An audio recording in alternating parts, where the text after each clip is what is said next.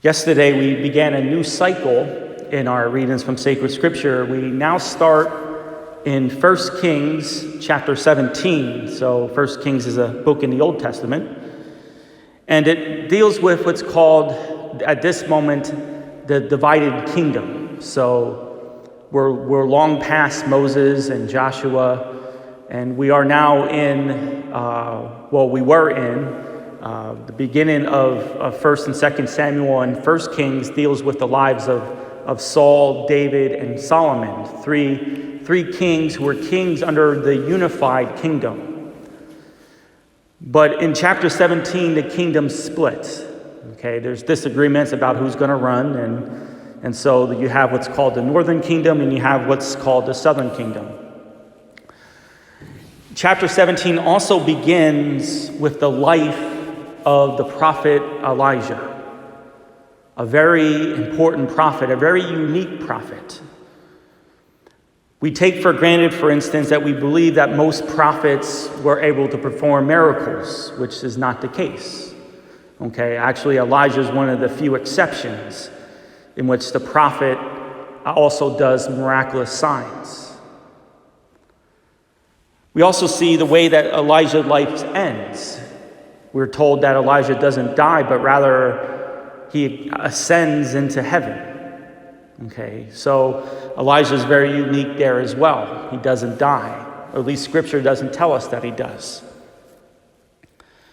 And so we're going to look and meditate for this week and maybe next week on the life of Elijah, and probably also the prophet Elisha who follows after him.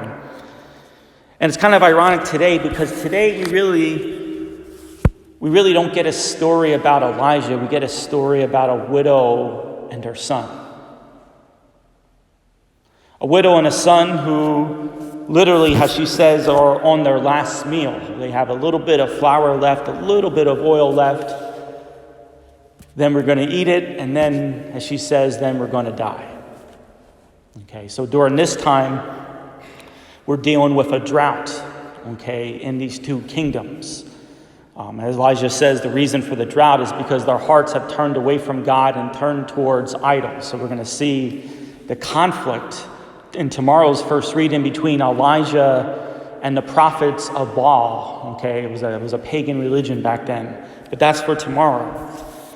But the faithfulness but also the charity and trust of the widow is something that we need for today.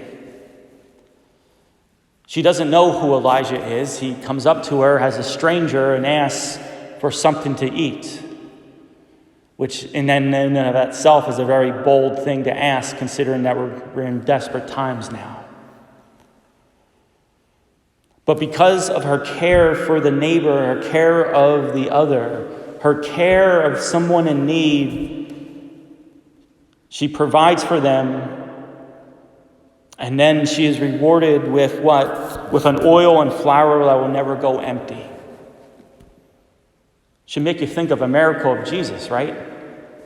The multiplication of the loaves and fishes, okay? That miracle of Jesus is meant to kind of fulfill that of this story here of Elijah.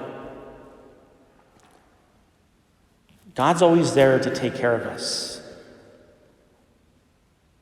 I think it's a pretty bold thing to say as well. It really is. Because it takes a lot of trust. It takes a lot of trust. And sometimes the way that God provides is through the action of the Christian. Sometimes we are the answer to the prayers of another in need. That was one of the main messages of Jesus Christ. That you do for the other, you do unto me. That the way that God provides is by providing faithful, dedicated, heartfelt Christians to reach out to those that need it. In one way, that's how God provides. Through those he sends, that is us.